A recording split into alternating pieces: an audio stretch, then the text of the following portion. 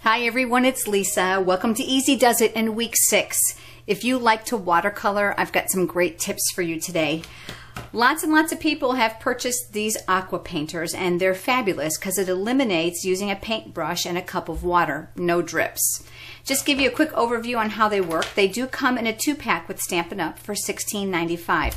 You're going to notice that the bristles are different sizes. This is short and this one's longer and wider, more for backgrounds or larger areas. This is the one I'm going to be using today to give you an idea of how to use it properly. This unscrews. Very simple. You just fill it with tap water and then screw the cap back on. When you first get your Aqua Painter, it's dry, so you're going to want to make sure that you squeeze it till water runs through the bristles. Okay? I don't like my brush too wet, and I'm going to tell you why. Because there's different mediums on which you can use to watercolor. This is the Stampin' Up! Whisper White. This is the Naturals Ivory cardstock, and then of course watercolor paper. And I want to show you the difference. Whenever you use an Aqua Painter, it's very important that you use Stays-On ink because it's a solvent-based ink and it will not bleed. If you use another ink, you're going to have problems with it if it's not a permanent ink, such as Stays-On. If you're by yourself at home, this is a great way to watercolor. Take your ink pad, flip it over, give it a squeeze, open up the lid. It's going to give you a well of ink inside the lid of the ink pad. You never want to put the Aqua Painter or the water inside the dye-based pad. So I pick up a little bit of ink, and you're going to notice that I water it down a little bit over here because it's rather strong. I like where I can add more color versus having to worry about putting too much.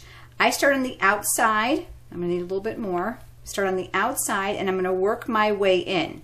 You're going to notice too that the very first time you lay your brush down, it's going to be the darkest color. The whole point of watercoloring is to do some shading. Now it does take practice, I'm not going to lie, but I tell you what, I love it. It's way faster than pencils. More shading is available when you use an Aqua Painter than you can even with markers. Okay, so that's white cardstock. Now let's go over here to the Naturals cardstock, and I'm going to show you how it's a little bit different.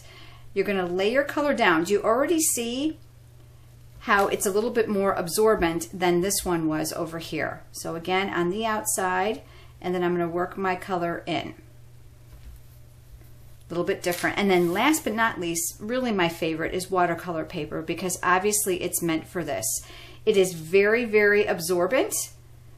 And what's great about it, unlike these other two, you can go back over an area as much as you want without worrying about the paper piling like it will with the other two.